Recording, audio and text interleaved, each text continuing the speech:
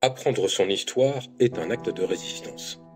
Haïti, symbole ultime de la liberté et de la résistance, sœur de combat de la Guadeloupe, le 18 novembre 1803, une bataille a eu lieu sur la colline de Vertières.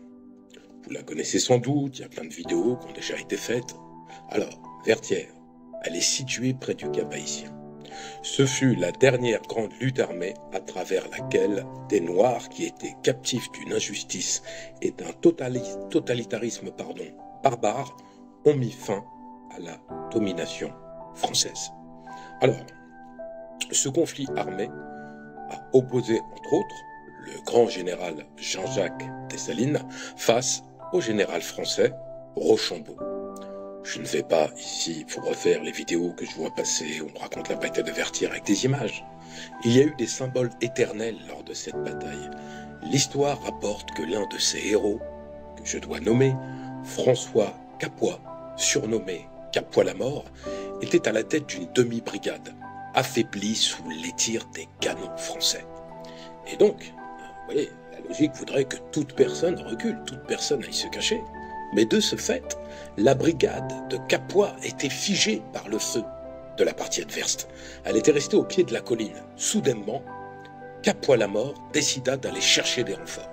Ainsi, pendant le 4e assaut, Capois-la-Mort enjoint sa troupe de le suivre en hurlant d'une voix assoiffée de liberté et d'un courage impossible. En avant, en avant, en avant, mes frères. Il n'avait peur de personne, ni de la mort elle-même. Il n'eut qu'un désir, vaincre l'armée coloniale. Mais attendez, on va faire une pause. Revenons en arrière. Durant une nuit chaude d'août 1791, l'une de celles qui porte en elle un air de révolution, qui murmure que la liberté se prend avec courage. L'atmosphère est lourde, pesante. Il y a quelque chose dans l'air qui n'est pas tout à fait normal. Une tempête tropicale gronde à l'horizon. Nous sommes à Bois-Caïman, dans un lieu à l'abri des regards, tout au nord de Saint-Domingue. C'est là que va s'écrire le prologue du destin de la première République noire au monde. Une réunion se tient. Elle est qualifiée de secrète. Elle réunit des marrons, ceux qui ont fui la propriété des maîtres. Ils ont bravé l'interdiction de rassemblement nocturne, et ce rassemblement est totalement interdit. Mais la rumeur dit qu'à Paris, la Société des Amis des Noirs, c'est le vrai nom, aurait envoyé des agents sur l'île pour inciter les esclaves à la rébellion. Même si en vérité c'est difficile à confirmer, tout ceci nous donne en fait une réalité historique. De plantation en plantation, les captifs sont galvanisés. Les plus courageux vont prendre la fuite. Et là, cette nuit, c'est le point de départ de quelque chose de plus grand. On l'appelle la cérémonie du Bois-Caïman parce que cette cérémonie est considérée comme le mythe fondateur de la première expérience d'autodétermination d'afro-descendants des Amériques et des Antilles. En d'autres termes, c'est le point de départ de la guerre d'indépendance des esclaves africains. En vérité, je préfère dire captifs, je dis esclaves pour que vous compreniez de quoi je parle. Elle s'est bien déroulée aux Antilles et il faut être très clair. Quand on en parle, c'est souvent parcellaire. On vous dit qu'ils ont tué un cochon, etc. Et qu'ils ont fait cette cérémonie. On vous dit que le Bois-Caïman, c'est d'abord du vaudou, un pacte sacré, un pacte secret, la promesse de tuer et de se venger de tous les blancs esclavagistes qui sont sur l'île. Mais pour moi, c'est d'abord un symbole, un espoir, un cri silencieux qui traverse le temps pour devenir un repère immuable, quelque chose d'impalpable. Mais il y a les héros de cette nuit, qui sont entrés au panthéon du peuple noir. Parce que si vous connaissez Louis Delgrès de la Guadeloupe, eh bien vous connaîtrez aussi Jean-François Jeannot et Dutty Boukman. Ils vont incarner cette nuit au début de cette première révolte. Ils vont devenir totalement le symbole. Ils vont être tués, pendus, poignardés et exhibés comme des trophées pour dissuader leurs frères et leurs sœurs de poursuivre la lutte, devenant ainsi des martyrs, au même titre que Louis Delgrès en Guadeloupe ou que Joseph Ignace. La France veut effrayer, elle veut terroriser. Mais la révolte est en marche. Aux quatre coins de l'île, d'autres figures émergent de cette cérémonie. Alors, je le redis, mi-vaudou, mi-politique, parmi lesquels un certain Toussaint, qui n'est pas encore l'ouverture. Mais cet homme va être amené à jouer un rôle majeur dans l'histoire du pays. Et d'autres leaders noirs tireront parti, 2 ans après, bois caïman, des conséquences de la Révolution française. Parce que, je le rappelle, Louis XVI a été guillotiné en 1793. Et aux Antilles, la France est clairement affaiblie par les invasions britanniques et espagnoles. Alors, il faut quand même le préciser, excusez-moi, ça me gratte un peu, il faut quand même le préciser, ce contexte, il est opportun pour convaincre Toussaint Louverture et son bataillon de rejoindre les troupes espagnoles. Vous connaissez l'adage, l'ennemi de mon ennemi est mon ami, pour combattre les Français. Car il faut le dire, à cette époque, on ne fait pas encore de guerre pour le pétrole, on ne fait pas tomber des démocraties pour les terres rares, on ne fait pas encore le pillage du ressource que l'on peut voir. Mais il y a l'or blanc, le sucre. Et l'île de Saint-Domingue est un trésor que les autres convoitent avec avidité. Ainsi, la France a des ennemis, les Anglais et les Espagnols. En 1794, la France ne peut plus, en vérité, tenir ses positions. Forte de sa révolution, elle va abolir l'esclavage aux Antilles. Et cela change la donne pour Toussaint Louverture, qui va s'adapter. L'ennemi d'hier peut encore tourner. Il s'oppose alors aux Espagnols. C'est une opportunité qu'il saisit en tant que général, puis général en chef des armées françaises de Saint-Domingue. Et en 1798, soit 4 ans après, c'est lui, Toussaint Louverture, qui va signer le traité d'évacuation de l'île par les Espagnols et les Anglais.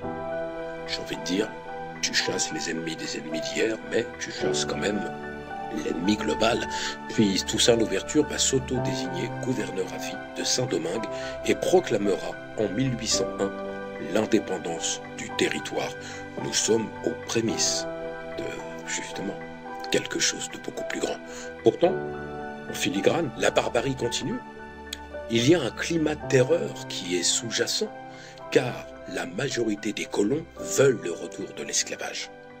Au-delà de l'argent, ils veulent demeurer les maîtres. Je rappelle que ce sont des descendants de Bagnard, la fange qui est arrivée de la France vers les Antilles. Ils vont faire pression avec le levier économique sur Napoléon Bonaparte. Alors, premier consul, lui, il va aller dans le sens de la marche. Il a un empire à bâtir, et pour cela, il faut de l'argent. Beaucoup d'argent. Et en 1802, il va lancer ses troupes pour rétablir l'esclavage aux Antilles. Mais ça ne va pas se faire de manière, entre guillemets, douce. Le général Richepens a reçu l'ordre de massacrer les Guadeloupéens. Et à Saint-Domingue, ce sera ce que l'on appelle l'expédition Leclerc. Du nom du général Leclerc, qui est envoyé par Napoléon lui aussi, pour gouverner la colonie française de Saint-Domingue.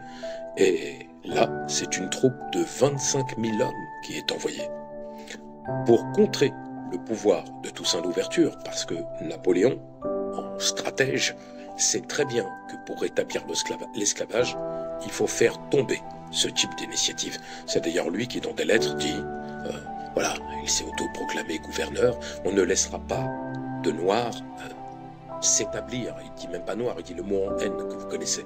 Toussaint Louverture est capturé, il est emprisonné et il est envoyé à Brest.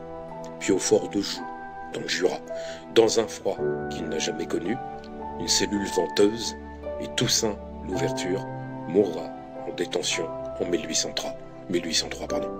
Il ne connaîtra jamais l'indépendance de son pays. Rien ne va stopper la révolte qui gronde. Toussaint n'est plus, mais la guerre perdure sur l'île. Parallèlement, comme si les ancêtres envoyaient un message, une épidémie de fièvre jaune décime une large part des soldats français, qui sont établis désormais à Saint-Domingue et qui y font la loi. Le général Leclerc lui-même va succomber, tout comme le général Richepense en 1802, au mois de septembre, qui va aussi perdre la vie avec la fièvre jaune. Le successeur de Leclerc est le général Donatien de Rochambeau. Il est en situation délicate face à un ennemi britannique qui est à nouveau à ses portes, alerté depuis les États-Unis de la situation sanitaire de Saint-Domingue et de la poursuite de l'opposition des captifs ayant pris les armes. Rochambeau va imposer un régime de terreur sur les recommandations de Napoléon. Des exécutions, des noyades, des pendaisons, des bûchers, des crucifixions, toute la panoplie des inventions meurtrières de la France est mise en œuvre contre le peuple de Saint-Domingue. Cela devient même un quotidien, au point où il précipite des corps dans la baie. Il y en a tellement que l'odeur est insoutenable. La France vient de plonger dans l'horreur. Des femmes et des enfants sont gazés, oui, gazés, sur des bateaux au large. On les met dans des cales et après on met du gaz de soufre. C'est près de 300 à 400 personnes à chaque fois. Des chiens sont envoyés de Cubains vers Saint-Domingue. Ils servent, et ils ont été dressés pour dévorer des Noirs. Ils servent à dévorer justement des prisonniers noirs en public, dans des arènes, comme au temps des Romains. Avant le nazisme, il y a eu la cruauté de la France en Haïti. Mais Napoléon se trompe lourdement, car avec ce déchaînement de violence qui va entraîner la fin du règne français, eh bien, cette fois, il a affaire au lieutenant de Toussaint Louverture, qui lui est d'une trempe encore différente. Il s'appelle Jean-Jacques Dessalines. Car c'est de Jean-Jacques Dessalines que va venir aussi la victoire. Il est l'un des pères fondateurs de cette nouvelle nation. Il a une analyse pertinente à l'époque, qui est très claire. Il ne faut faire aucune concession. Le contexte favorable a été compris. Il ne faut rien négliger pour nuire à la France et être dans une opposition constante, être sans pitié face à la barbarie. Tu es un barbare, je serai encore plus barbare que toi. Dessalines a mis la blanchitude, celle dite de la valeur dominante, celle dite du privilège des colons, en panne d'inspiration. Et il a mis un frein brutal aux colons, sans morale ni honneur. Tout cela va nous ramener à cette bataille de Vertières. Vous voyez, on y revient. Dessalines est au cœur de la lutte, aidé de la 9e brigade. Comme je vous l'ai dit, cette brigade est commandée par François Cappois, dont je viens de vous parler, dit Cappois la mort, et du soutien logistique des Britanniques. Alors, l'assaut est ordonné du fort de Vertières. Le fort de Vertières est au nord, où sont retranchés les derniers soldats français vivant. C'est au bout de 4 tentatives, rythmées au cri des, je vous l'ai dit, en avant, ils ne reculent pas, ils sont comme des Spartiates. Ils sont féroces, ils sont courageux et motivés par une détermination sans faille. Ils vont affronter les Français et cela va tourner à l'avantage des futurs Haïtiens et à la capitulation de Rochambeau et des troupes françaises. Et je dois rappeler ici qu'il s'agit de la France. Et en 1803, la France est réputée comme ayant la plus grande armée du monde, la mieux équipée, la plus professionnelle. C'est comme si les USA aujourd'hui, en 2025, tombaient face à une petite île. Ça semble impossible. Mais c'est arrivé. C'est une leçon pour l'humanité entière. Le 1er janvier 1804, l'histoire va se figer. Haïti existe dans le cœur de ces vaillants résistants. Jean-Jacques Dessalines en devient le premier empereur. Un symbole, bien plus qu'un symbole de l'indépendance, un symbole de la résistance, un symbole de la liberté. Le peuple haïtien est l'héritier d'une histoire unique. J'ai écrit tout cela dans mon livre, Toya Haïti, qui sortira prochainement. Vous avez Toya Dahomey qui est disponible, qui parle d'abord de l'histoire de Toya au Dahomey, qui va arriver à Saint-Domingue. Et bien entendu, il faut constamment être conscient que moi, j'ai pas besoin de faire la cuisine en racontant. Vous savez ce qui s'est passé à la bataille de Vertières? Et puis je coupe, hein.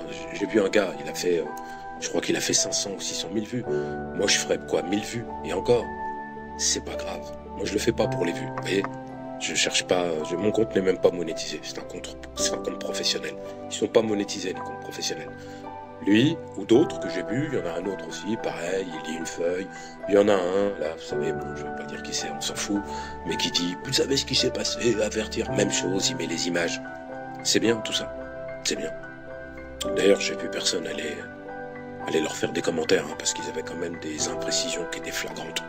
Mais ce qui est important, c'est de raconter cette histoire. Merci de m'avoir écouté, et abonnez-vous.